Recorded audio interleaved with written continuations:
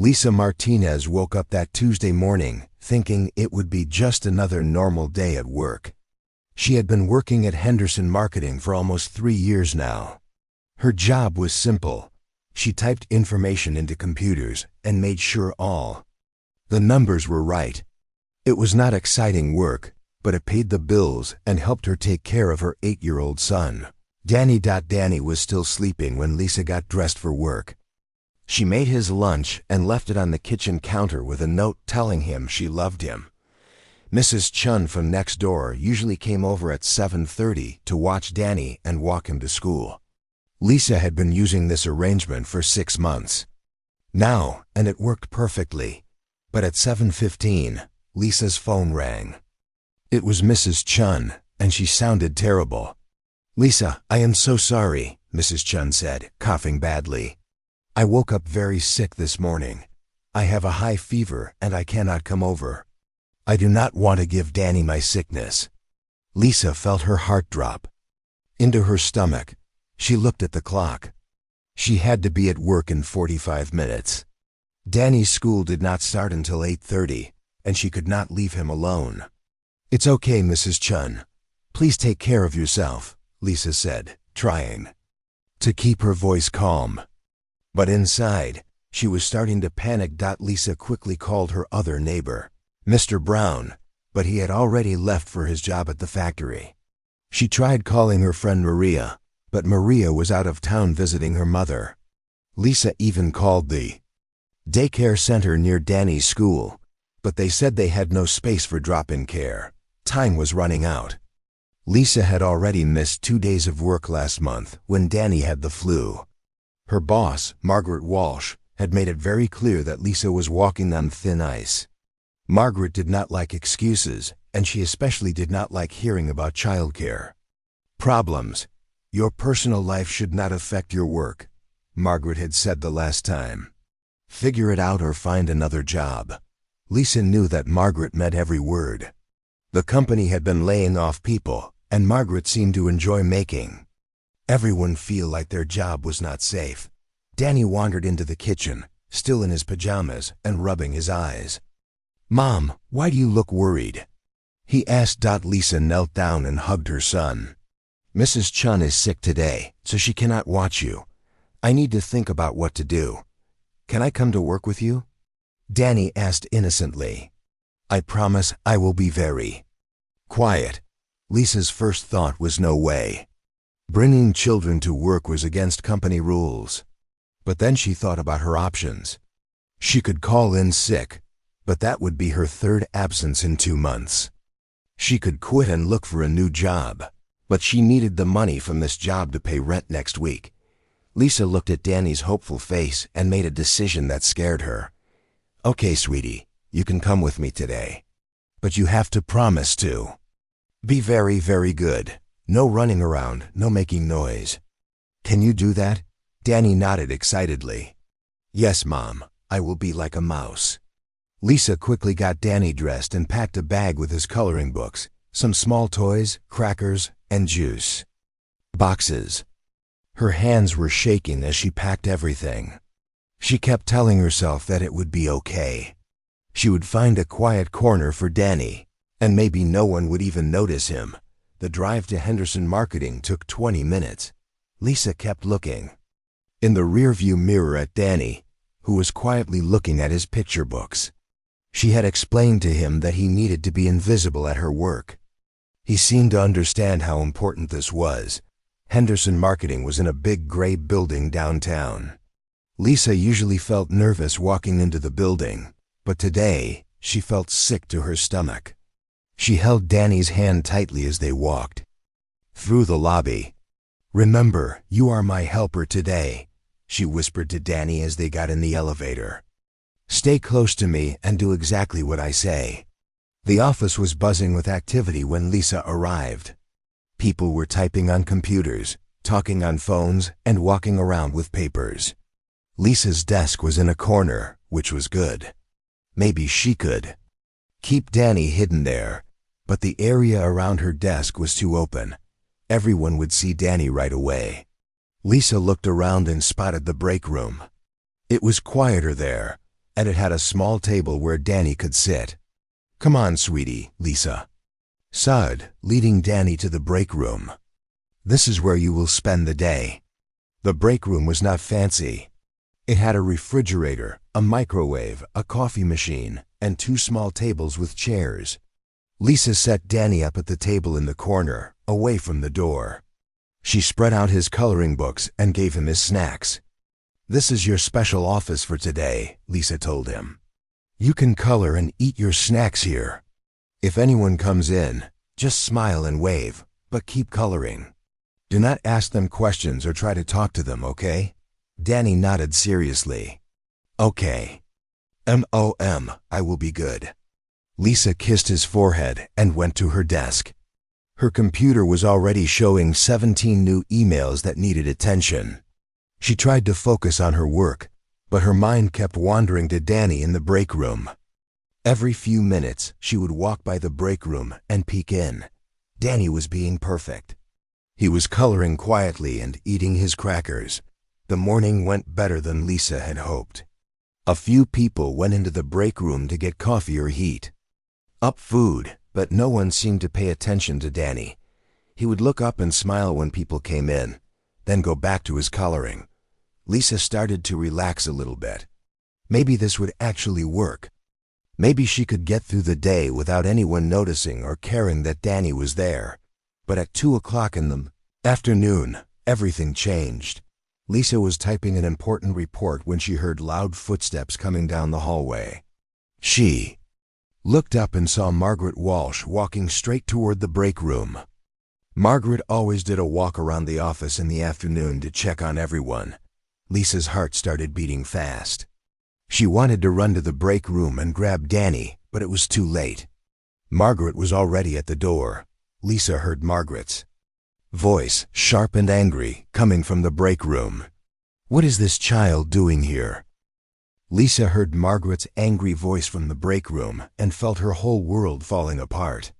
She quickly stood up from her desk and walked toward the break room, her legs feeling like they were made of water. Margaret was standing over Danny, who had stopped coloring and was looking up at her with big, scared eyes.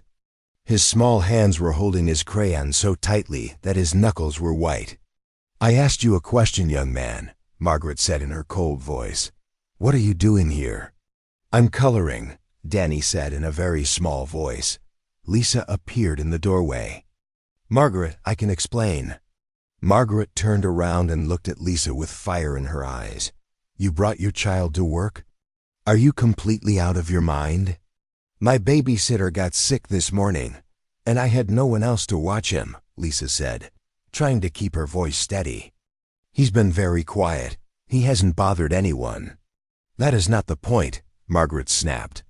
"This is a place of business, not a daycare center. We have rules here. We have insurance policies. What if he gets hurt? What if he breaks something? What if clients see him?" Other people in the office had stopped working and were watching the scene. Lisa could feel their eyes on her, and her face turned red with embarrassment. "He won't get hurt," Lisa said. "He's just sitting here coloring. He's not causing any problems."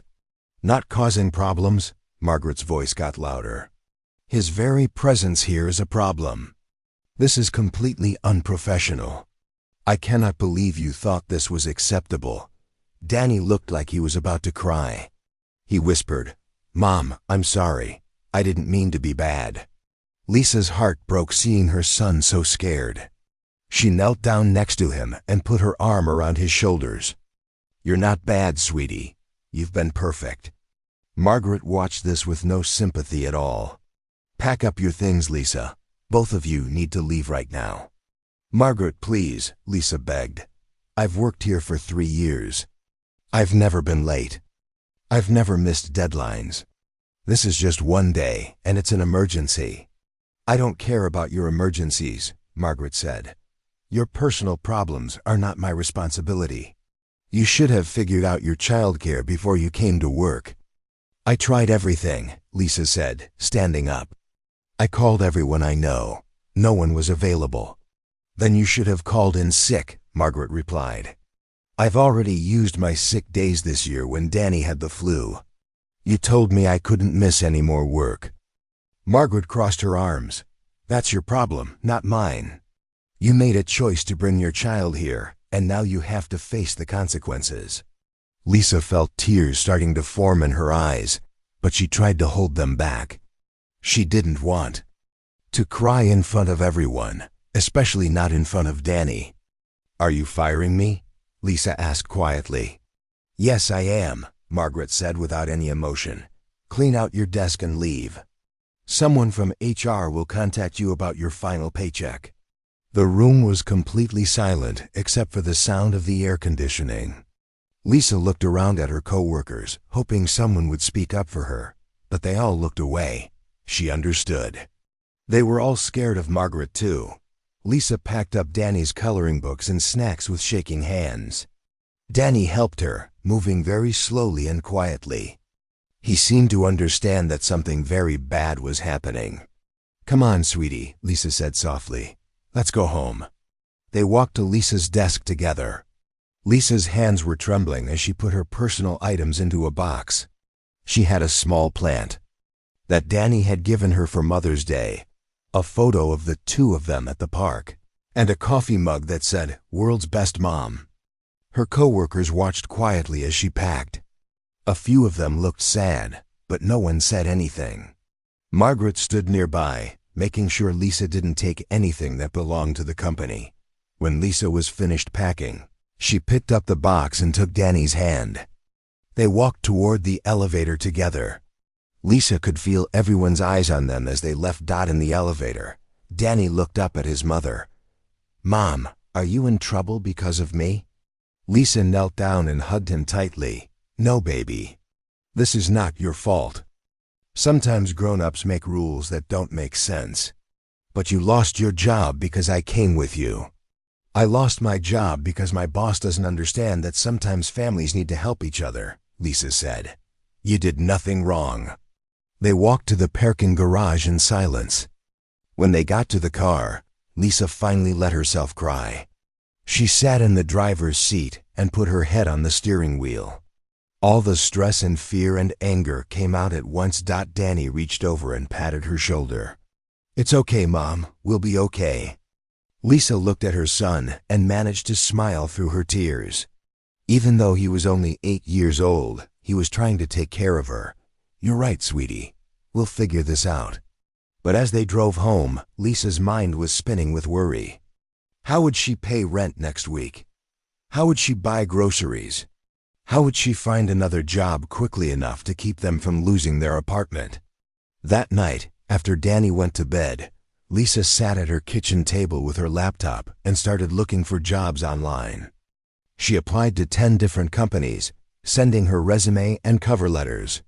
She tried to explain the gap in her employment without mentioning that she was fired. But deep down, Lisa knew it would be hard to find something quickly. Most companies wanted to check references from previous jobs. What would Margaret say about her if someone called? The next morning, Lisa woke up with a headache and a heavy feeling in her chest. She made Danny breakfast and tried to act normal, but everything felt different now. She had no job to go to.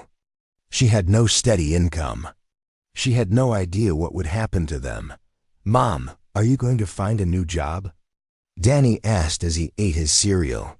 Yes, I am, Lisa said, trying to sound confident. It might take a little while, but I'll find something good.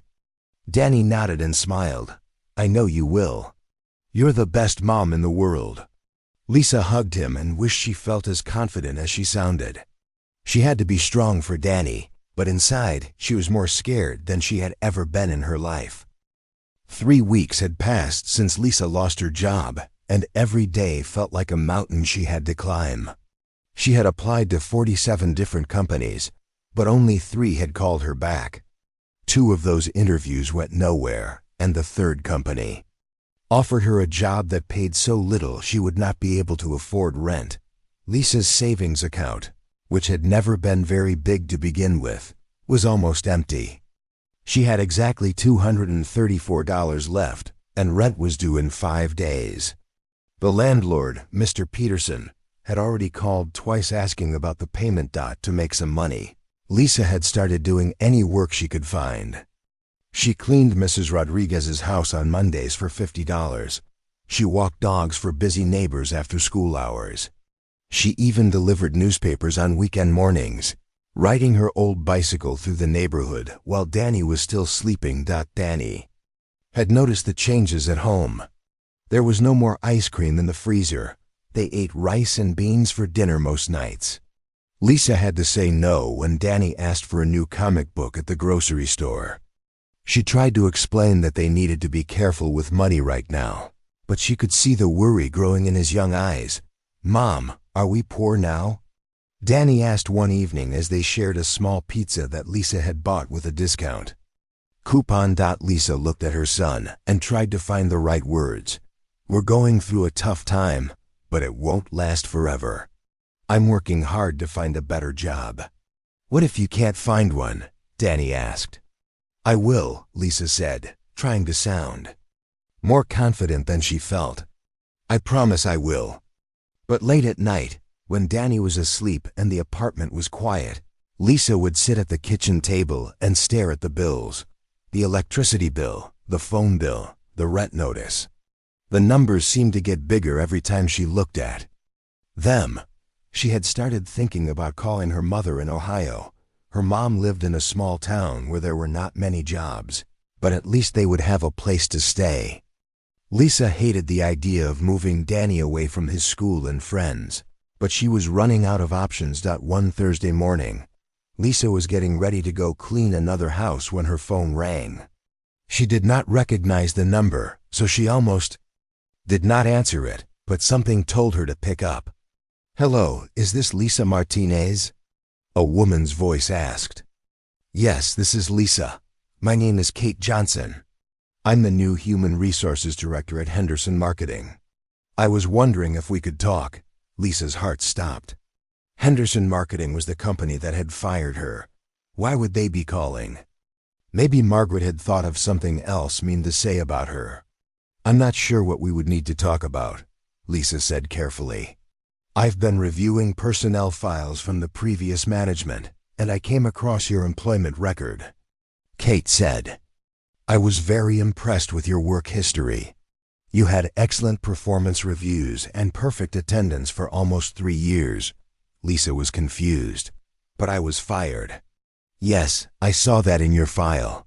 I also saw the reason given for your termination. I'd like to discuss that with you, if you're willing." Lisa did not know what to say. "I don't understand." "Henderson Marketing has been purchased by a larger company called Morrison & Associates," Kate explained. "We're bringing in new management and new policies. We're also looking to rehire some of the good employees who left under the previous management." Lisa sat down on her couch, feeling dizzy. "Are you offering me my job back?" "I'd like to meet with you first," Kate said. "Can you come in for an interview tomorrow morning?" Lisa looked around her small apartment at the stack of unpaid bills on the table. "Yes, I can be there." "Great. How about 10 o'clock? And Lisa, I want you to know that things are very different here now. We have new policies about supporting working parents." After Lisa hung up the phone, she just sat there for a few minutes, not sure if the conversation had really happened.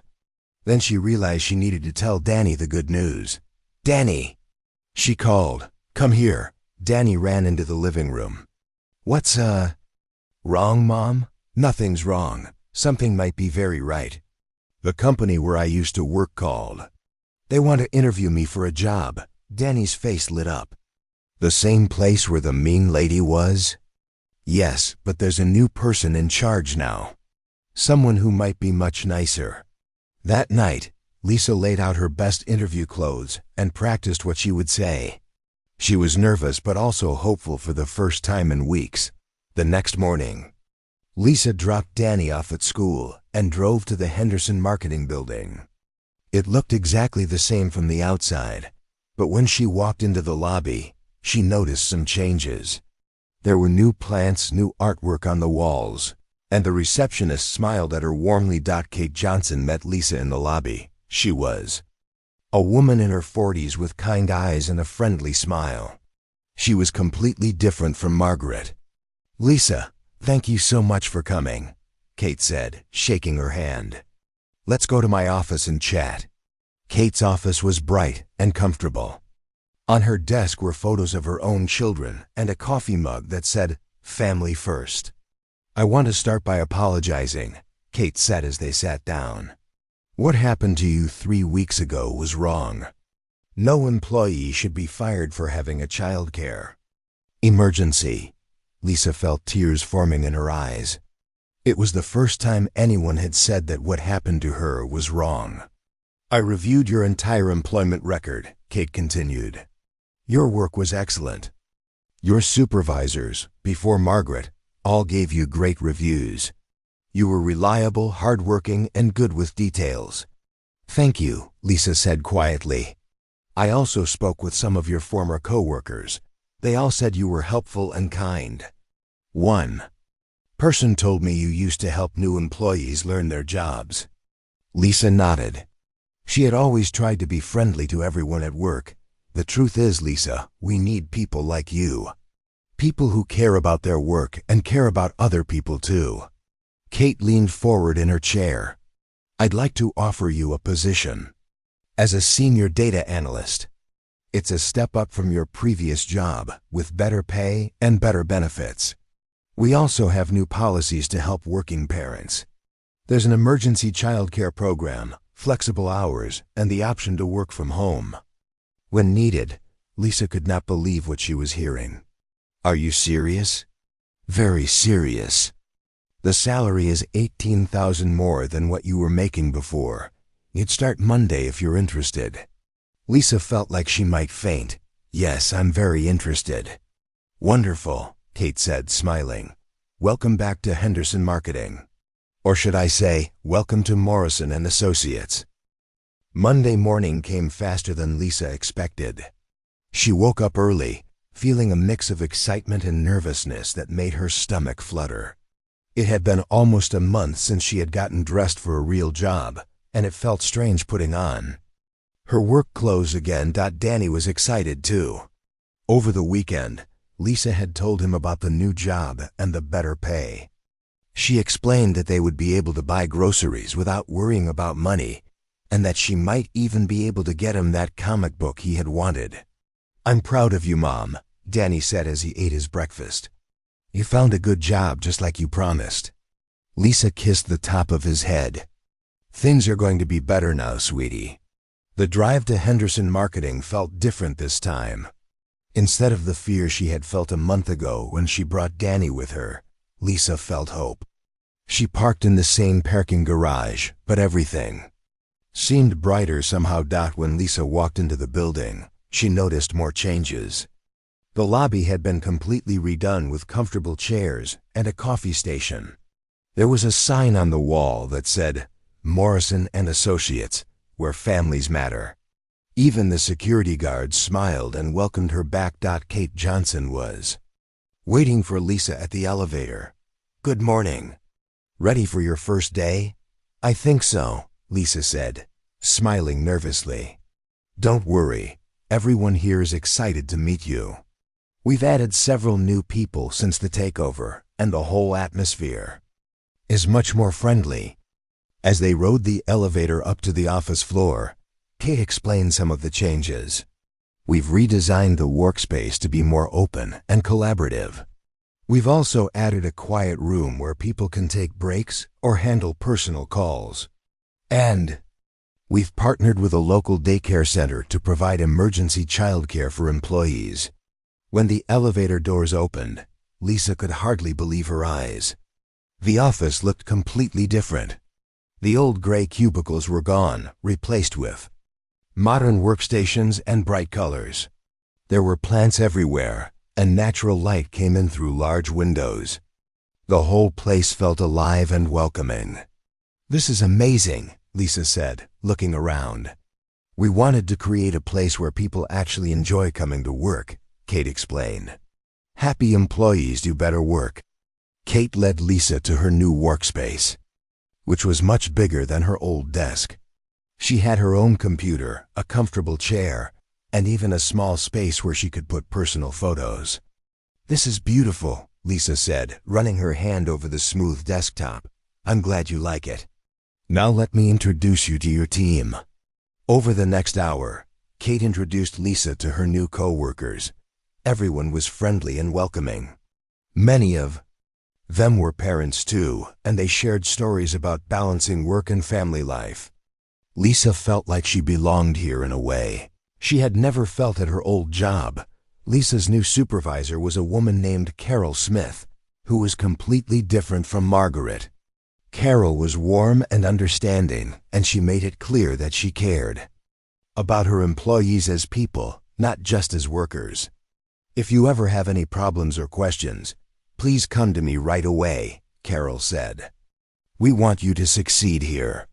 The morning flew by as Lisa learned about her new responsibilities. Her job was more challenging than her old one, but also more interesting. She would be analyzing sales data and creating reports that would help the company make important decisions. At lunchtime, Lisa went to the new employee break room, which was nothing like the small room where Danny had sat with his coloring books. This break room was large and comfortable, with several tables, a full kitchen, and even a small library corner with books and magazines. Lisa was eating her sandwich and reading through some work materials when she heard Kate's voice in the hallway. "Alex, I'd like you to meet our newest team member." Lisa looked up to see Kate walking into the break room with a man in his 30s. He was wearing a nice suit, but had a friendly face and kind eyes. There was something familiar about him, though Lisa could not figure out what it was. "Lisa Martinez, this is Alex Rivera, our new regional director," Kate said. "Alex has been leading the transition since Morrison and Associates took over." Alex smiled and extended his hand. "It's nice to meet you, Lisa. Welcome to the team." "Thank you," Lisa said, shaking his hand. "It's nice to meet you too." "I've heard great things about your work," Alex said. "Kate tells me you have excellent attention to detail and a strong work ethic." Lisa felt her cheeks turn red. "I just try to do my best." "That's exactly the kind of attitude we want here," Alex said. "I hope you'll be very happy working with us." As Alex and Kate walked away, Lisa watched them go. There was definitely something familiar about Alex, but she could not place where she might have seen him before. Maybe he just had one of those faces that reminded her of someone. The afternoon went even better than the morning. Lisa's new co-workers were helpful and patient as she learned the computer systems and procedures. No one made her feel stupid for asking questions, and everyone seemed genuinely happy to have her there. At the end of the day, Lisa packed up her things with a smile on her face. For the first time in weeks, she felt good about the future. She had a job she liked, with people who treated her well, and the pay would let her take care of Danny without constantly worrying about money. As she walked to the elevator, Lisa passed by Kate's office and heard her talking on the phone. "Yes, the transition is going very well," Kate was saying. "Alex's leadership has made all the difference. His ideas about supporting working families have really changed the culture here." Lisa smiled as she continued toward the elevator. It sounded like Alex Rivera was the person responsible for all the positive changes. She was grateful to him, even though she barely knew him. On the drive home, Lisa felt lighter than she had in months. She could not wait to tell Danny about her first day and to start planning how they would spend her first paycheck. Maybe they could even go out for dinner to celebrate. When she picked Danny up from his after-school program, his face lit up when he saw her smiling. "How was your first day, Mom?" he asked as he got in the car. "It was wonderful, sweetie," Lisa said. "I think we're going to be just fine." As they drove home, Lisa had no idea that the familiar-looking man she had met that day would soon change her understanding of everything that had happened to them.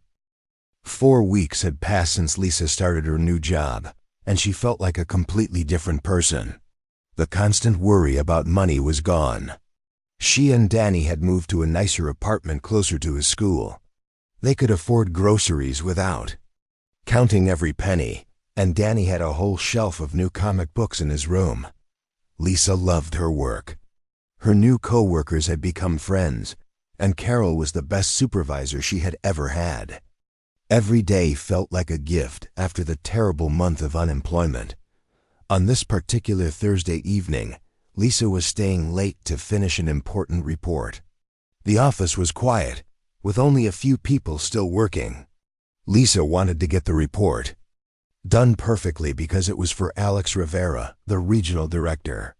She had seen him around the office several times since her first day, and he was always kind and encouraging to everyone. Lisa was so focused on her work that she did not notice how late it was getting. When she finally looked at the clock, it was already 6:30. Her heart jumped. Danny had a parent-teacher conference at 7 o'clock, and she had completely forgotten about it.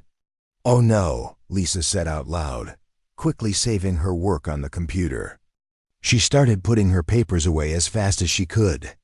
Her hands were shaking as she tried to pack everything up. Mrs. Williams, Danny's teacher, had scheduled this meeting weeks ago to talk about Danny's progress in school. Lisa could not miss it. Danny had been doing much better in school since Lisa got her new job, and she wanted to hear all the good news. Just as Lisa was grabbing her purse and getting ready to run, she heard a voice behind her. "Lisa, is everything okay?" She turned around and saw Alex Rivera standing in the doorway of her workspace. He was still wearing his suit, but his tie was loose, and he looked like he had been working late too. "I'm so sorry, Alex," Lisa said, feeling embarrassed. "I lost track of time working on the report. I have to get to my son's school for a parent-teacher conference, and I'm going to be late." "Don't worry about the report," Alex said. "These things happen. Do you need any help?" Lisa looked at her watch. It was now 6:35, and the school was 20 minutes away. "My car is in the shop, and I was going to take the bus, but I don't think I'll make it on time." "I can drive you," Alex offered without hesitation. "My car is right downstairs." Lisa was surprised by his kindness. "Are you sure? I don't want to bother you."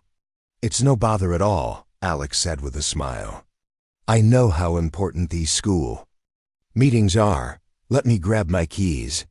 5 minutes later, they were driving through the city in Alex's car. Lisa gave him directions to Danny's school while trying not to feel nervous about being in her boss's car. "Thank you so much for this," Lisa said. "You really didn't have to help me." "Of course I did," Alex replied. "We're a team here.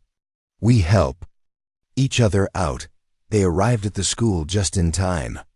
Lisa thanked Alex again and hurried inside to meet with Mrs. Williams. The conference went wonderfully.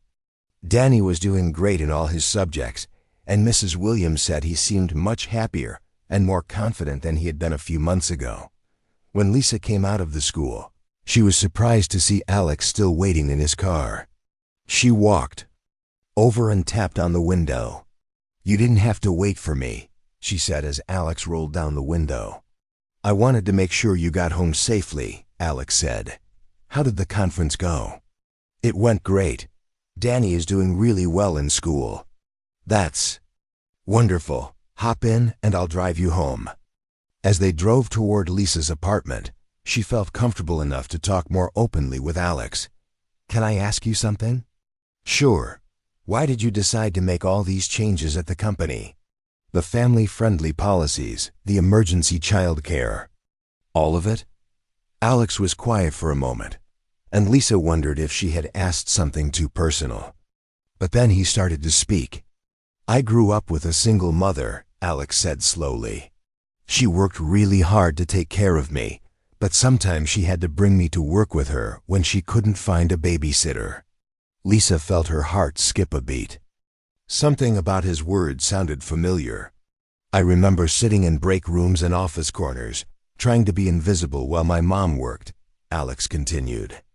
"Most people ignored me or acted like I was a problem. But there were a few people who were kind to me. Those people made a huge difference in my life." Lisa was staring at Alex now, a strange feeling growing in her chest. There was one woman in particular, Alex said, his voice getting softer. I was about 8 years old, and my mom had brought me to her office. I was sitting in the break room with some coloring books, trying to be quiet. This woman came in during her lunch break and saw me there. Lisa's breath caught in her throat. She didn't act like I was bothering anyone, Alex continued. She sat down with me and asked me about my coloring. She shared her crackers with me and helped me with my math homework. She made me feel like I mattered. Alex pulled over to the side of the road and turned to look at Lisa. His eyes were shiny with tears. I never forgot that woman's kindness, he said. She had dark hair and the warmest smile I had ever seen. She worked in data entry, and she always wore a little silver bracelet. Lisa looked down at her wrist. She was wearing the same silver bracelet she had worn for 15 years. Her grandmother had given it to her. Your name is Alex, Lisa whispered. You're Maria Rivera's son. Alex's eyes widened. You remember me? Of course I remember you, Lisa said, tears streaming down her face. You were such a sweet little boy. You were so smart with your math homework. I used to look forward to seeing you when your mom brought you to work. I can't believe it, Alex said, shaking his head in amazement. All this time I never imagined. When Kate told me about what happened to you, about how you were fired for bringing your son to work, I knew I had to help make it right. But I never dreamed you were the same person who had been so kind to me. They sat in the car for a few minutes, both of them crying and laughing at the same time. Lisa, Alex said finally, I want you to know that you changed my life that day. Your kindness gave me hope when I needed it most. My mother and I got through those difficult years, and I never forgot the lesson you taught me about treating people with compassion. And now you've changed my life, Lisa said. You saved me and Danny when we needed it most. Alex smiled. I guess kindness really does come back to us, doesn't it? Lisa nodded, thinking about how a simple act of sharing crackers with a scared little boy had somehow led to this moment. Yes, it does. It really does.